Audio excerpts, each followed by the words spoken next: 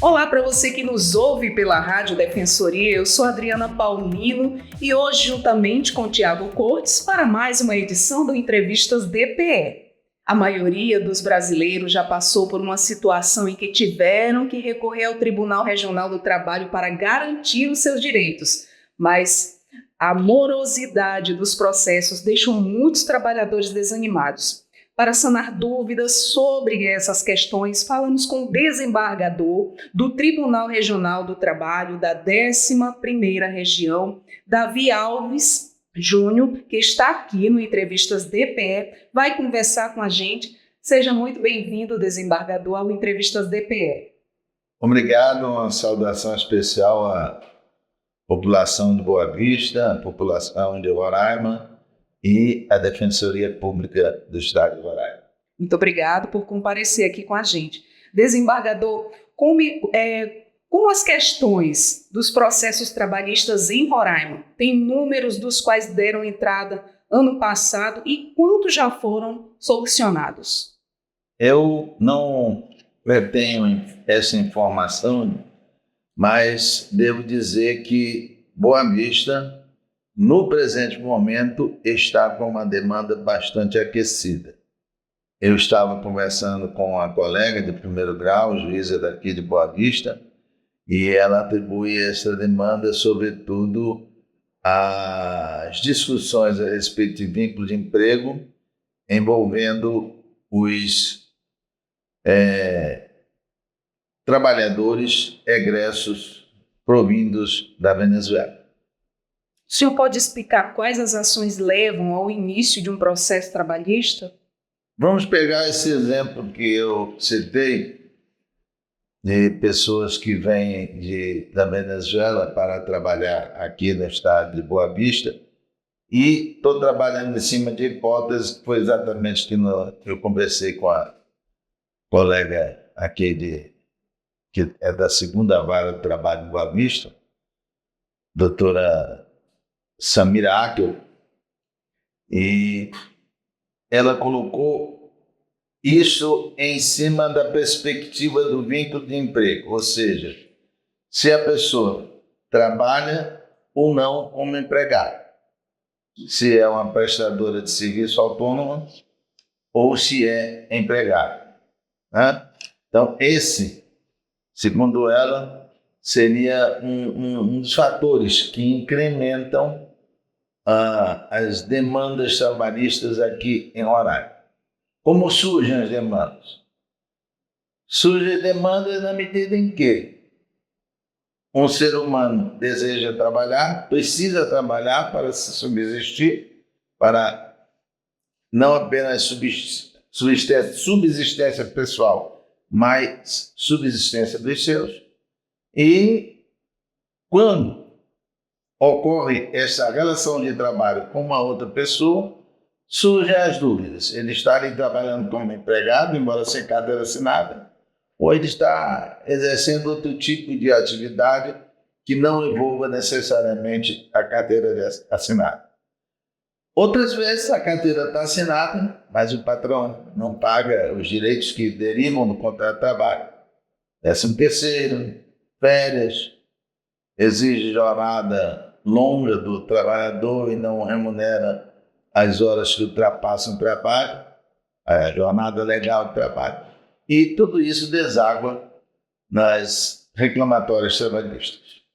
Funciona mais ou menos assim. E entre os imigrantes e os brasileiros nativos, existe alguma diferença nos direitos trabalhistas entre alguns? Quando o imigrante vem trabalhar em território nacional, ou para um brasileiro, ou para outra pessoa, que pode ser também um americano, um colombiano, um argentino, enfim, um francês, qualquer um, estão trabalhando. Vamos supor, de um lado um venezuelano, do outro lado um brasileiro, um lado venezuelano, do outro lado um francês, um português. Não há diferença. Porque o que é que rege o trabalho entre os dois? A lei brasileira, local onde eles trabalham. Entendi. E a burocracia de entrar com o processo trabalhista é longa e às vezes desanima. Mas quais são os direitos que os trabalhadores têm, mas que é pouco comentado? Assim, a gente tem muitos direitos, mas pouco se fala sobre esses direitos. Tiago, né? Isso. Para você entrar com uma demanda trabalhista, com um processo trabalhista, não há muita burocracia. Né? Nós, na Justiça do Trabalho, e aqui em Boa Vista, que integra o Tribunal Regional do Trabalho da 10ª Região, isso é muito evidente, nós ainda aceitamos o jus postulante, ou seja, a possibilidade de alguém pessoalmente ir no órgão judiciário e dizer: olha, eu trabalhei para o Juvenal, comecei no dia tal, terminei no dia tal, ele não me pagou nada, nem assinou minha carteira, eu acho que ele tinha que assinar, ele me deve férias, ele me deve 13º, ele me deve FGTS. O funcionário da Justiça ouve o que a pessoa falou, escreve o que a pessoa falou, as razões que ela colocou e escreve também os direitos que ela pediu. Então é uma coisa muito simples. Não precisa nem ter carteira do trabalho. Desmistificou, né, essa burocracia. Não precisa ter carteira do trabalho. Agora, o que vem depois já se transforma num processo e as nossas leis processuais dão muitos panos para as mangas. Desembargador, o que o trabalhador pode fazer para dar mais celeridade no processo? Porque, às vezes, por exemplo, a pessoa está com problemas de saúde muito graves.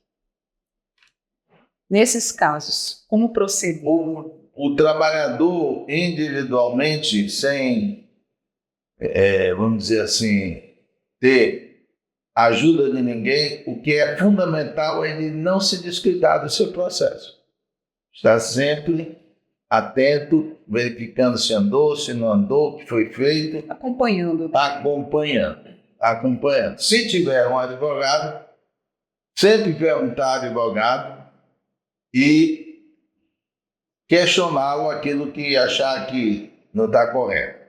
Uma dica que eu dou, isso para quem tem esse tipo de formação, é acessar por intermédio do site, do portal do Tribunal Regional do Trabalho, pelo PJE,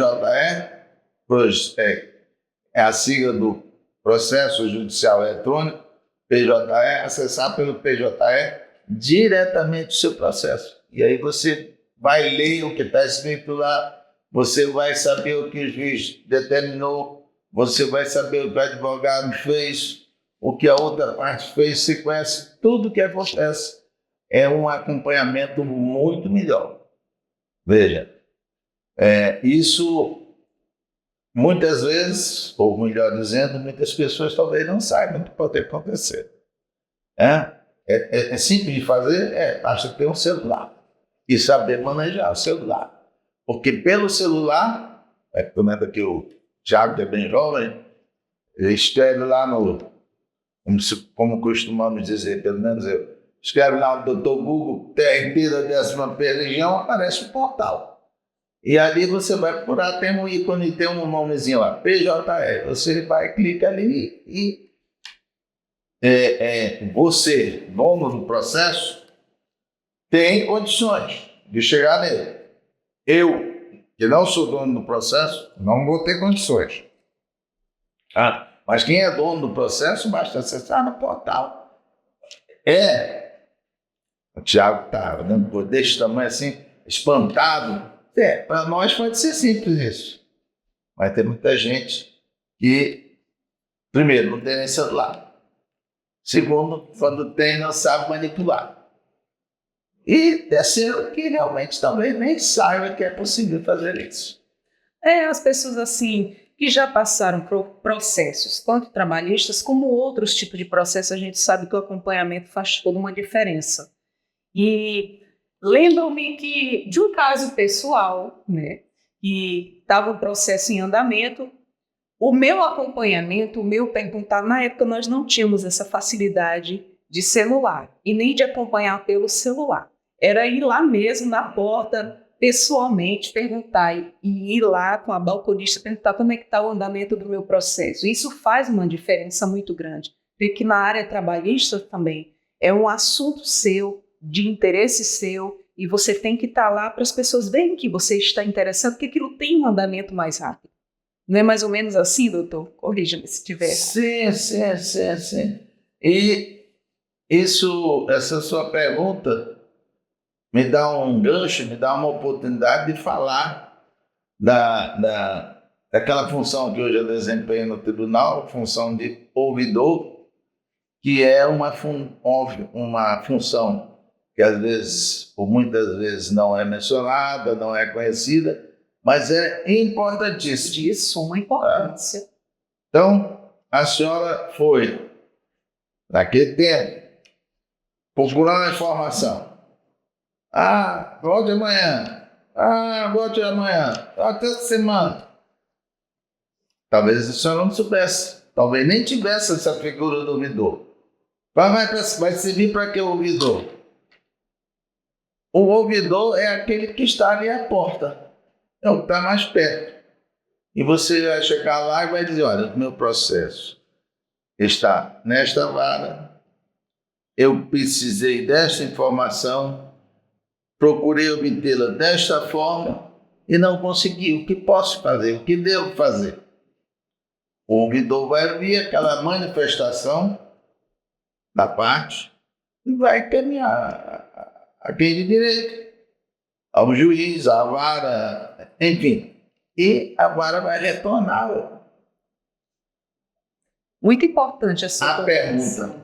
Porque muita gente não sabe que existe uma ouvidoria em determinados locais, determinados setores, que serve para isso, para dar mais essa agilidade. A ouvidoria, ela está ganhando um realce cada vez maior dentro da nossa sociedade. Ela tem na iniciativa privada um realce muito grande. Na iniciativa privada recebe também o nome de compliance e ela ajuda muito as empresas a melhorarem. Com certeza. E no Poder Judiciário, no serviço público, isso também deve funcionar assim. Da mesma forma. Hoje, já em secretarias diferenciadas, só fugindo um pouco aqui do nosso assunto, existem já o serviço de ouvidoria. Para quando não está funcionando bem aquilo que você está desejando, aquele assunto, aquele determinado problema seu. Também. Já existem e muitas pessoas não sabem a importância de ter uma ouvidoria daquele local. A ouvidoria da Justiça do Trabalho, da Justiça, de uma maneira geral, ela ganhou um realce muito grande. Eu não tenho aqui decorado para dizer o número da resolução do CNJ, mas por intermédio de uma resolução do CNJ, resolução que fortaleceu bastante a ouvidoria, a ouvidoria foi guindada à alta administração dos tribunais, ou seja, um realce que ela não tinha antes, e isso facilita muito a vida de cada um daqueles que estão do lado de fora procurando serviço. E já que a senhora também saiu um pouco ainda da nossa linha, deixa eu dar só um exemplo importante que é para mim muito importante divulgar a figura, divulgar a função da ouvidoria. Eu assumi a ouvidoria há 4 anos atrás.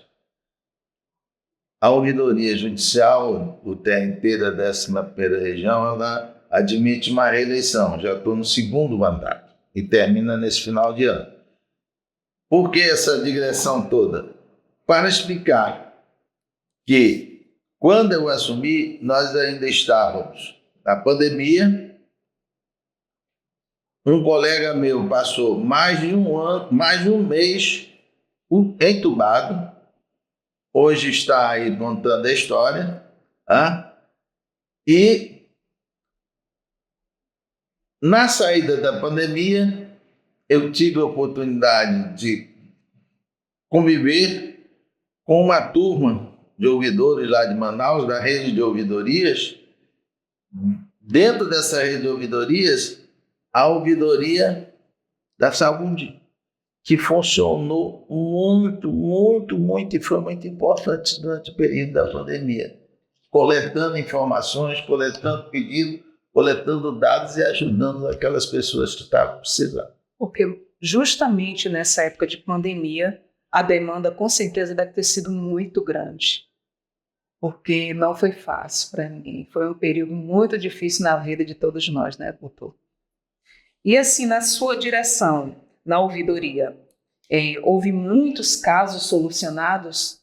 Não, veja bem, o ouvidor ouve e repassa. Eu poderia dar uma série de exemplos, né? Mas como isso é uma coisa para ser divulgada, é melhor a gente guardar só para uma conversa posterior. O senhor poderia nos contar algum, sem citar o nome? Eu vou contar um para demonstrar o quanto a ouvidoria deve ser liberal. O quanto a ouvidoria deve ser liberal. Pois entraram há mais de 2 anos com uma manifestação contra mim mesmo. E eu não fechei a porta, nem sentei em cima. Passei para o distribuidor apreciar. Era um processo que estava já na pauta para julgamento, mas as partes disseram que queriam fazer um acordo e eu tinha que retirar. Porque à medida que o processo fosse julgado, ele não mais poderia ficar na minha mão, não poderia trabalhar naquele acordo. No momento que eu vi que não era possível, eu botei na pauta, mas por causa disso, entraram, não escamotei, não fechei as portas, entraram. A ouvidoria tem que ser assim. A ouvidoria está ali para ouvir. É como um concessionário, sem selo. É inimaginável você pensar num padre que não quer ouvir. Com certeza. Um cristão que chegue para fazer a confissão dos seus pecados. Eu ouvidoria é assim. E frente à grande quantidade de processos que o Ministério do Trabalho recebe, quais são as campanhas que o setor faz para divulgar os direitos trabalhistas? E também eu gostaria de entender um pouco mais sobre a realidade de Roraima e do norte do país. Se existe alguma particularidade do restante do país. Bem, o Poder Judiciário como um todo, mas aqui eu vou falar mais do Judiciário Trabalhista, ele hoje é envolvido com diversas atividades. Até comitê para dar atendimento à população de rua, nós temos dentro do Tribunal Regional do Trabalho, que por coincidência sou eu que presido o comitê, não pelos meus belos olhos, mas porque o CNJ, ao criá-lo, ele disse que quem tinha que comandar era o ouvidor, e eu sou o ouvidor. Então, estou dando esse exemplo de como o Poder Judiciário está botando a sua cara na rua, né, para mostrar que ele existe e tentar trazer o público. Embora a Justiça do Trabalho sempre foi muito popular, sempre foi muito procurada, tem fama de ser a mais séria. Estamos passando, em alguns setores, por uma crise de demanda, mas é porque geralmente a gente vive do fenômeno econômico e, de repente, esse fenômeno econômico não está ajudando a gerar reclamatórios trabalhistas no momento. Mas estamos aí sempre para defender os direitos dos trabalhadores, reconhecer, melhor dizendo, os direitos dos trabalhadores. Quem defende o direito do trabalhador, de alguma maneira, são os defensores. Muito bem.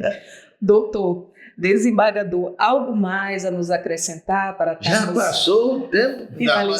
Se tiver algo mais a nos acrescentar para isso, estamos aqui. Pode o Tiago parece que fez um finalzinho de pergunta que eu acho que eu não respondi, mas é que eu não lembrava. Sobre a realidade da região norte e mais especificamente Roraima. Do Ministério do Trabalho. Roraima, como eu falei, com o depoimento da minha colega, hoje fortemente impulsionada pelas demandas envolvendo os imigrantes venezuelanos. Tá?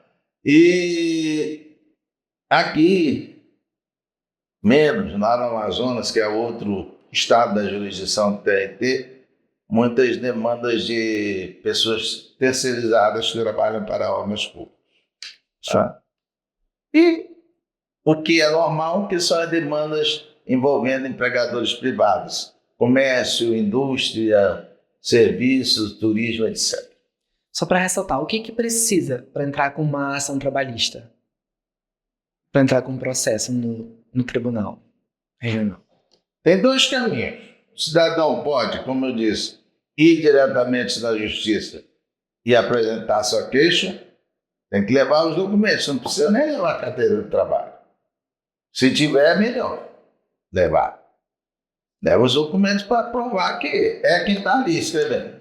Faz sua queixa, vai ser anotado e o processo será encaminhado para apreciação e julgamento. E o outro é procurar um advogado. Eu não sei por aqui, mas a nível lá de Amazonas, a defensoria, é o caso aqui de vocês, ela sempre se direciona mais para a área civil e criminal, não atua tanto na área trabalhista. Mas poderia fazê-lo também. Verdade. E, doutor, algo mais a nos acrescentar? Algo que nós não conversamos que o senhor gostaria de estar enfatizando aqui? Eu agradeço a oportunidade, inclusive pude falar da ouvidoria, que é um órgão que está fascinando há 4 anos. Recebi essa incumbência, fiz o que foi possível fazer. Como disse, é um órgão que ele está começando, não é um órgão novo, não. É um órgão que remonta lá do tempo do Império, bastante antigo, mas a evolução, a demonstração da importância, tudo isso é com o passar do tempo. E está tendo essa evolução muito grande agora em tempos recentes, sobretudo por essa resolução que eu falei aí do Conselho Nacional de Justiça. E a gente sabe que funciona, né, doutor? Bom, nós conversamos aqui com o desembargador Davi Alves de Melo Júnior. Nós conversamos sobre processos trabalhistas. Doutor, muito obrigado por ter vindo ao Entrevistas DPE.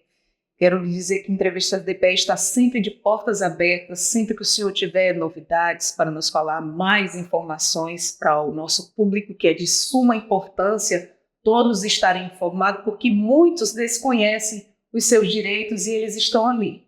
Basta a gente buscar e também passar informação para que todos saibam dos seus direitos. Ainda amanhã estarei aqui em Boa Vista, a partir de 9 horas, no Fórum Trabalhista, que fica ali perto da praça principal, quase ao lado do Hotel Aipana, sem fazer propaganda do hotel, mas é só para direcionar. E se quiserem falar alguma coisa, convidou, podem chegar lá e procurar que eu estarei lá. Não vou estar na porta, mas vão chegar até mim com certeza. Hoje uma prima minha foi lá me procurar, cadê? Onde é que está o doutor Dodi? Daqui a pouco ela está lá. E assim, cadê o ouvidor? Vai chegar até mim. Que maravilha. Muito obrigada, doutor. Seja sempre muito bem-vindo. Eu sou Adriana Paulino para mais um Entrevistas DPE na companhia de Tiago Cortes. Muito obrigada, Tiago, pela companhia também. Até a próxima Entrevistas DPE. Tchau, tchau.